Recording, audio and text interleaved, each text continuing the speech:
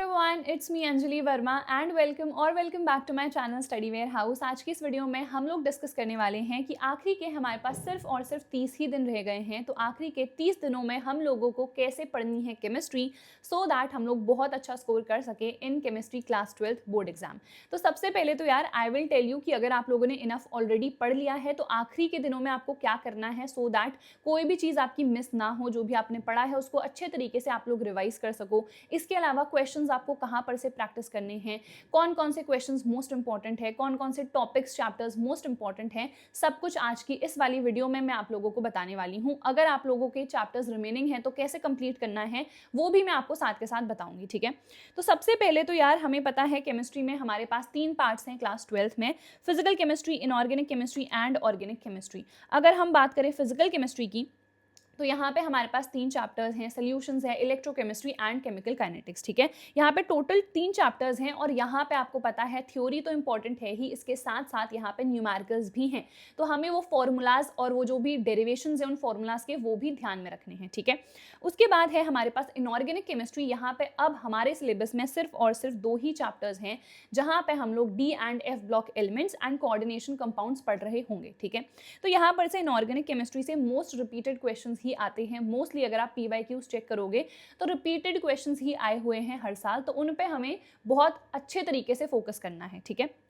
Then है organic chemistry. यहाँ पे है 5 chapters and this is very very important. अगर कोई बच्चा सोच रहा है कि ऑर्गेनिक को पूरा स्किप कर देते हैं, बस ये हम कर लेते हैं, तो ऐसे काम नहीं चलेगा। ऑर्गेनिक से काफ़ी सारे क्वेश्चंस आते हैं एंड आपको दिख रहा है कि 5 चैप्टर्स हैं टोटल यहाँ पे।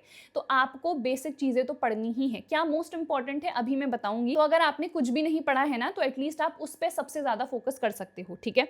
अगर कोई भी चैप्टर्स आपके रिमेनिंग है तो अभी लॉन्ग लेक्चर्स का टाइम नहीं है। वन शॉट की हेल्प से वो पूरे चैप्टर को कंप्लीट करो। चाहो तो शॉर्ट नोट्स अपने आप बना सकते हो एंड उसके बाद आपको डायरेक्टली उस चैप्टर को रिवाइज करके क्वेश्चंस ही प्रैक्टिस करने हैं, क्योंकि अभी लास्ट मोमेंट पे सबसे ज़्यादा किसी चीज़ पे अगर आपको फोकस करना है तो वो पहली बात है रिविजन, दूसरा है क्वेश्चन प्रैक्टिसिंग, ठीक है।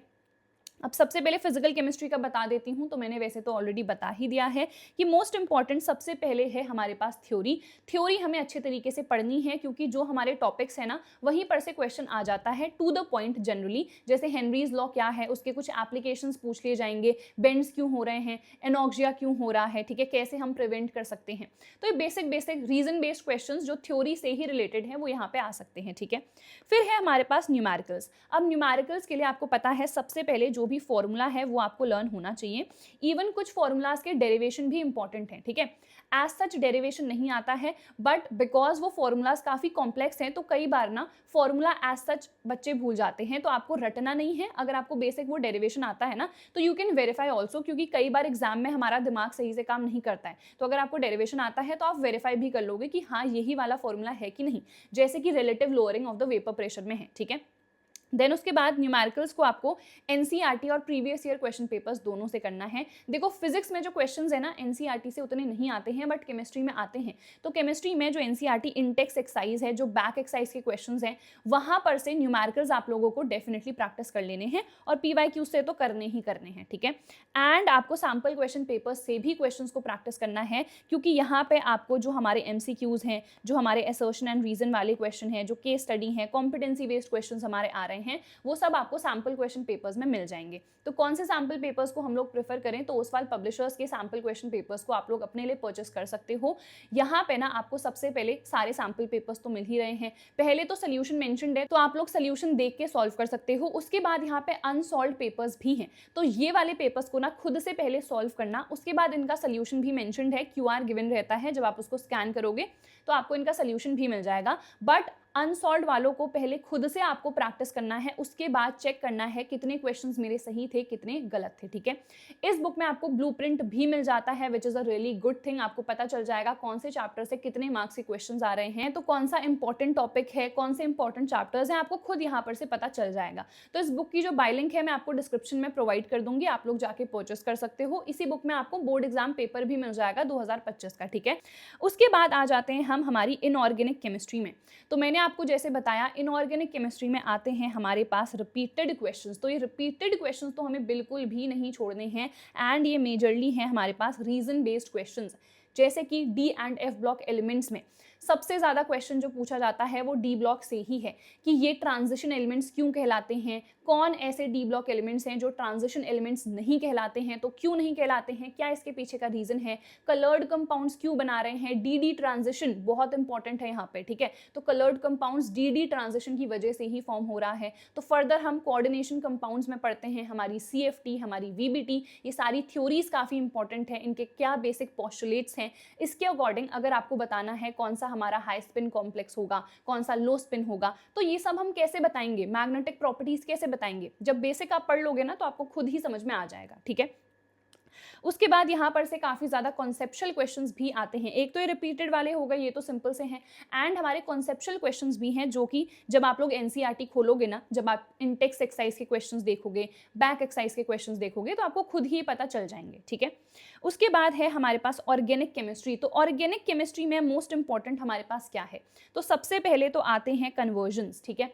कन्वर्जन्स अगर आपको करने हैं तो सबसे पहले जितनी भी रिएक्शंस हैं वो सारी की सारी आपको लर्न होनी चाहिए। देखो नेम रिएक्शंस तो मोस्ट इंपॉर्टेंट है ही, कई बार as it is name reaction आ जाती है कि ये बता दो ये वाली रिएक्शन क्या है, ठीक है। तो बस आपको एक रिएक्शन लिखनी होती है, 1 नंबर आपको मिल जाता है।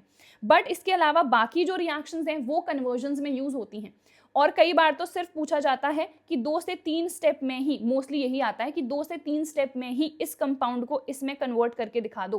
तो उसके लिए जो सबसे शॉर्ट रिएक्शन आप यूज कर सकते हो वो आपको यहाँ पे लिखनी होती है, और वो तभी आप कर पाओगे जब कन्वर्जन वाले क्वेश्चंस की प्रैक्टिस करोगे। सिमिलरली XYZ टाइप के क्वेश्चन आ जाते हैं कि एक x है, इसकी रिएक्शन y के साथ करा दी, z बन गया, तो बताओ ये z क्या है, z की रिएक्शन फिर किसी और के साथ करा दी, फिर कुछ और बन गया, तो बताओ ये क्या है। इस टाइप के क्वेश्चंस आपके बहुत ज़्यादा आते हैं, तो इनको तो बिल्कुल भी स्किप नहीं करना, ठीक है। मैकेनिज्म, कुछ ही रिएक्शंस हैं जिनका इंपॉर्टेंट है, अदरवाइज मैकेनिज्म उतना ज़्यादा नहीं आता है। तो अगर आपने कुछ भी नहीं पढ़ा है तो मैकेनिज्म को आप स्किप कर सकते हो, बट जो भी आप स्किप नहीं कर सकते हो वो भी मैं आपको बता रही हूँ, ठीक है। देन जो हमारे टेस्ट हैं इनको मत छोड़ना, आइडोफॉर्म टेस्ट है, ल्यूकास टेस्ट है, हमारे पास विक्टर मेयर टेस्ट है, बहुत सारे हमारे पास टेस्ट हैं जो कि काफ़ी ज़्यादा इंपॉर्टेंट है। टॉलिंस टेस्ट है, फेलिंग टेस्ट है, ये सारे के सारे आपको अच्छे तरीके से पढ़ लेने हैं, ठीक है। उसके बाद आपके जो रीजन बेस्ड क्वेश्चंस है ना, ये भी ऑर्गेनिक केमिस्ट्री से आते हैं। किस टाइप के, कि 2 कंपाउंड्स दे दिए जाएंगे, दोनों में से बता दो बॉइलिंग पॉइंट किसका ज़्यादा है, क्यों है, रीज़न क्या है, एसिडिक नेचर किसका ज़्यादा है, बेसिक नेचर किसका ज़्यादा है। और ये आंसर आप तभी कर पाओगे जब आपको इलेक्ट्रॉन रिलीजिंग और इलेक्ट्रॉन विड्रॉइंग ग्रुप्स के बारे में बहुत अच्छे तरीके से पता होगा, और किस तरीके से ये एसिडिक और बेसिक कैरेक्टर को इंक्रीज या डिक्रीज करते हैं। तो जो बेसिक्स हैं ऑर्गेनिक केमिस्ट्री के उनको भी आप लोग पढ़ लेना, ठीक है। चलो अब उसके बाद अब आप लोगों को केमिस्ट्री में आखिरकार पढ़ना कैसे है, बेसिक तो मैंने बता दिया, जो भी चैप्टर्स बचे हैं वन शॉट से कंप्लीट कर लो, क्वेश्चंस कर लो प्रैक्टिस PYQs से, सैम्पल पेपर से, और हमारे NCERT के जो न्यूमेरिकल्स हैं इन टेक्स्ट और बैक एक्सरसाइज के, ठीक है।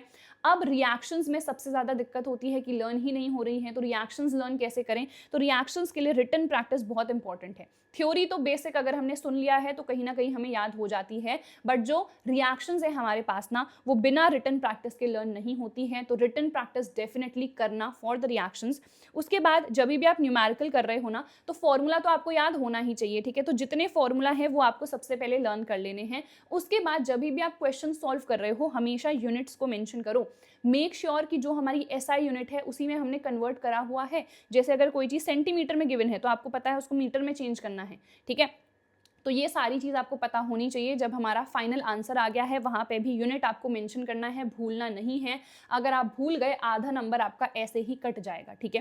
कैलकुलेशन स्पीड बहुत ज़्यादा मैटर करती है, क्योंकि आपको सिर्फ 2 नंबर का न्यूमेरिकल दे दिया जाता है और उसकी कैलकुलेशन में ही कई बार हमें 5-10 मिनट लग जाते हैं, और अगर कोई गलती कर दी तब तो वो हमें दोबारा सॉल्व करना पड़ेगा, तो हमारा टाइम वहाँ पर और ज़्यादा वेस्ट होगा। तो कैलकुलेशन स्पीड तो मैटर करती ही है, इसके साथ एक्यूरेसी भी मैटर करती है कि कोई गलत कैलकुलेशन आप नहीं कर रहे हो। तो जब आप सॉल्व कर रहे हो उसी टाइम पे अटेंटिव रहो कि न्यूमेरिकल आपका एक बारी में ही सॉल्व हो जाए, वापस से आपको कैलकुलेशन रीचेक करने की जरूरत ना पड़े, ठीक है। उसके बाद 80-20 रूल क्या है, मैंने आपको बहुत बारी बता दिया है। 80% मार्क्स तो आपके 20% ऑफ द सिलेबस से ही आ जाएंगे। और क्या है ये मोस्ट इंपॉर्टेंट सिलेबस, ऑलरेडी मैंने बता दिया है। रिएक्शंस करो, सबसे पहले नेम रिएक्शंस पे फोकस करो। उसके बाद जितने टेस्ट हैं वो सारे के सारे टेस्ट अच्छे तरीके से पढ़ लो। जो आपके PYQs में कन्वर्जन वाले क्वेश्चन आए हैं, XYZ टाइप के जो मैं आपको क्वेश्चंस बता रही हूँ उनको प्रैक्टिस कर लो, ठीक है। रिपीटेड क्वेश्चंस आ रहे हैं इनऑर्गेनिक केमिस्ट्री से, उनको प्रैक्टिस कर लो। न्यूमेरिकल सॉल्व करो, फॉर्मूला सबसे पहले लर्न कर लो। तो ये हमारा मोस्ट इंपॉर्टेंट है। अगर आपने इतना कर लिया ना, अगर अभी तक आपने कुछ भी नहीं पढ़ा है तभी भी आप बहुत अच्छा स्कोर कर लोगे। ट्रस्ट मी, आखिरी का जो 1 महीना होता है या 2 महीने होते हैं वही हमारे डिसाइडिंग फैक्टर होते हैं। अगर कोई बच्चा ऐसा है जिसने कुछ भी नहीं पढ़ा पर वो आखिरी के 1-2 महीने में अच्छे तरीके से पढ़ ले तो वो डेफिनेटली बहुत अच्छा स्कोर कर सकता है। पर अगर कोई ऐसा बच्चा है जिसने साल भर बहुत अच्छे तरीके से पढ़ा पर अब उसको आ गया ओवर कॉन्फिडेंस कि मैंने तो सब कुछ पढ़ ही लिया है, वो रिविजन ना करे, वो क्वेश्चंस प्रैक्टिस ना करे, तो उसके नंबर नहीं आएंगे। लास्ट मोमेंट पे अभी सबसे ज्यादा इंपॉर्टेंट यही है कि आप लोग रिविजन करो। जितना आपने पहले पढ़ लिया है उसको रिवाइज करो, नहीं पढ़ा है तो सिलेबस कंप्लीट करो और उसके बाद आप लोग क्वेश्चंस को प्रैक्टिस करो। क्वेश्चंस को बिल्कुल निग्लेक्ट मत करना। ऐसा मत सोचना कि बस हमने वन शॉट से पढ़ लिया है तो काम हो गया, अब हम क्वेश्चंस नहीं करेंगे। This is really wrong. Questions practice करना बहुत ज्यादा जरूरी है। So that is it for this video. I hope यार इस वीडियो से आप लोगों को बेनिफिट हुआ होगा। अगर हुआ है तो please like this video, share this video with your friends and अगर अभी तक आप लोगों ने चैनल को सब्सक्राइब नहीं करा है तो जल्दी से चैनल को सब्सक्राइब कर लो। सो हम मिलेंगे हमारी अगली वीडियो में। तब तक यार अपना ख्याल रखना, अच्छे तरीके से पढ़ते रहना and all the best. Bye bye.